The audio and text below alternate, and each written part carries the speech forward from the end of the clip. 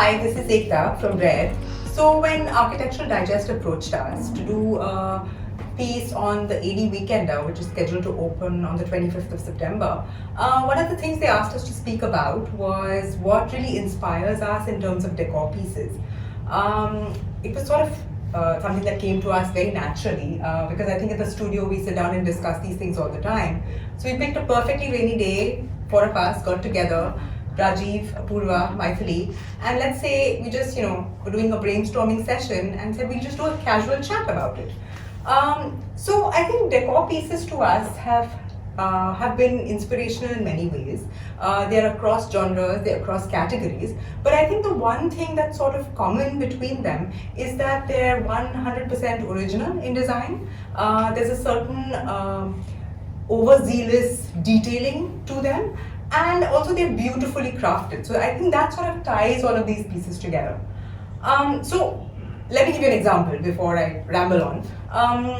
Kirat Kundu, I've been following her work. She's a pattern stylist from the UK, and we used one of her wall coverings from one of our projects. And I don't know if you guys remember the project, we'd actually used it in a corridor. And she does these wall coverings. The beauty of the coverings are that they're all geometric in pattern. Now you may say geometric wall coverings have been around, but I think what's different about the way she uses it is that she mismatches them so that they're not printed in these large format rolls. They're smaller, tighter widths. And she sort of uses one pattern with another, which if you put together, you would be like, I don't really think this works, I'm not sure. But actually laid out on that entire length of wall, it actually lends into a beautiful sort of dynamic story. So those pops of color actually I think lend themselves very nicely into a space. So if it's a quiet space, your attention is sort of drawn onto this linear sort of corridor. And I think that really works well on that project that we've done. Nandini's project, right? It was.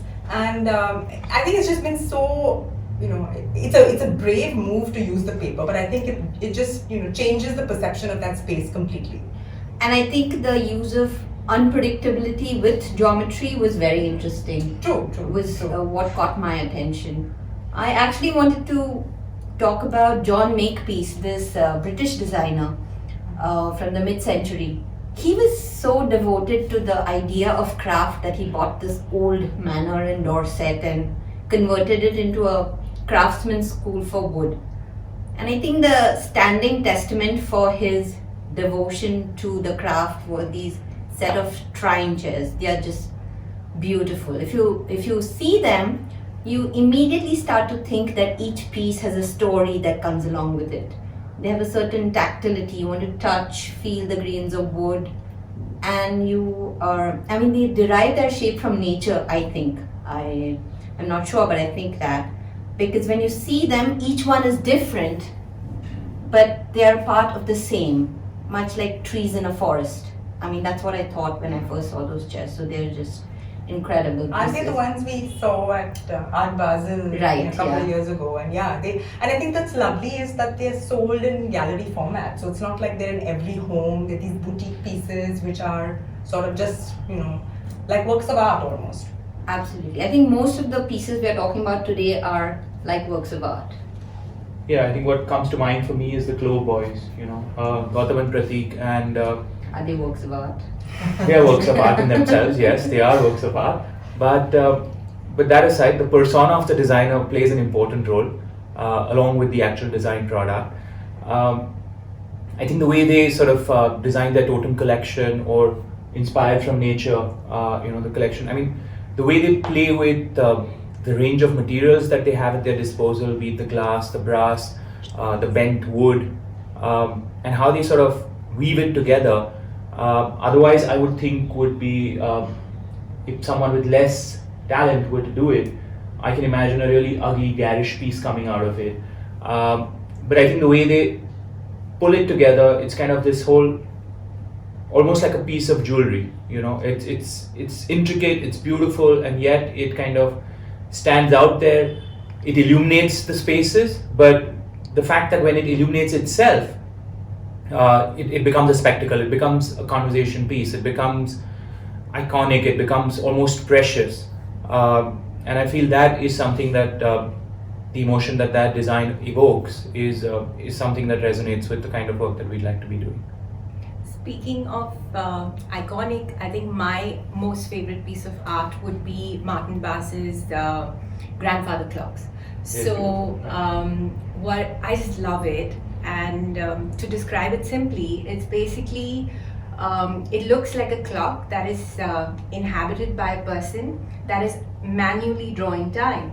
So I can just keep staring at it, and it's literally watching time pass, and it mesmerizes me. I think his idea is that it's a modern world and everything is moving by us so quickly, so we tend to forget the physical and the real, and he's trying to find a place where the digital and an analog meet, and he's done it brilliantly. And I just feel he's trying to tell a story, but it's ended up being a magnificent piece of art. Yeah, I think every work of art at some level has a beautiful story behind it, and I think that what sort of just binds. Yeah, it's where art and architecture and design all sort of meet and amalgamate. Yeah, but the grandfather clock that she talks about is brilliant because it rests in a very sort of simple box and is pretty sort of nothing that stands out or makes a statement. But until you see the video of the man inside drawing, the arms, is when it really just comes alive, and you suddenly like, oh my god, this is beautiful. Yeah, there's a bit of shock value. I mean, speaking of other pieces that derive from older classics like the grandfather clock, is the studio, the LOCO Design studio in Delhi. I mean, we all already know that they work with different materials, but each and every product that they come up with has this certain finesse, I feel. And they've come up with this set of chess pieces called Shatrang, which derives from the 3-liter vintage Bentley car. So each piece is handcrafted, and it's an homage to the engineering prowess of the vintage car itself. And the way the materiality of they've mixed metal with the aesthetic from the Bentley car. So I think the end product is beautiful, and it's definitely, you can see the inspiration that it comes from, yet it has its own character, which is what I thought was very nice about Yeah, it. it's almost like I probably wouldn't want to use it, just keep it there like as like this coffee table piece which has never moved. It's funny that you Probably mentioned. intended that way. Yeah. Probably. It's funny that you mentioned LOCO Design because I have another example, and I think we've spoken about this in the past, where they've done the ant bench, and it's, for me at least, it's very different from their traditional work. They're known for their craftsmanship. They're known for their fine leather work. This actually is very modern, very fluid, very dynamic. It's made out of carbon fiber, and it's I think one of the very few companies in India that's doing it, and which is brilliant. And I think the bench itself has been a prototype which has gone through 3 years of reworking, and every year they come up with a version which is using little less material than earlier. So you're almost dematerializing something that actually needs to then take weight. So the function still stays, but it just becomes almost sculptural and ephemeral, if you may say that. Perpetually evolving, like your design that we talked about. So I think a bit of tom-tomming of one of our products, but currently very close to my heart, and something that we worked on for IDF, which was with a social message and a social agenda to kind of help out in COVID and people affected by COVID. It was a table which we designed with Orvi, and it was something where we used the artisans working on their sort of terracotta and raku method of firing clay. We create these flutes, and it's a simple table. The idea is that the table kind of changes into different shapes and sizes based on configurations. So it can be a dining table, it can be a buffet table, it can be a console. That is basically a hand poured glass surface which serves as a top.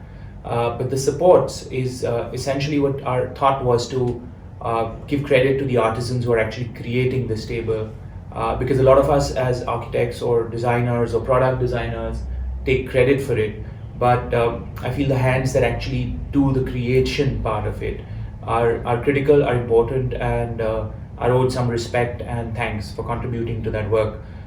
Towards that end, we took all the legs, which are made of ceramic and eventually fired in 3 different pieces and colors. But there is one piece which is left in bare terracotta, and that is crushed by the hand of the worker who worked on it. So first they create it and then they destroy it. So it's an idea which I'm fixated with, the idea that anything we create involves destruction. Be it an architect or an interior designer, our act of creation by default is a result of destroying something. So this was the idea that, creating that leg by the same artisan, and he's crushing it, leaving his handprint, his real handprint onto the table forever, and that crushed piece is a part of what supports the table. So that's something which I currently am in love with, even though it's my own work. But yeah, sorry. No, it is truly lovely. Yeah, and the sampling has been beautiful, and we can't wait for it to be fully ready. So funnily enough, the same client who used the wallpaper Yes. is also the one who bought this piece That's true. on the auction. So Yes, thank it's you. been good. Thank you. All right, thank you. Thank you. Thanks.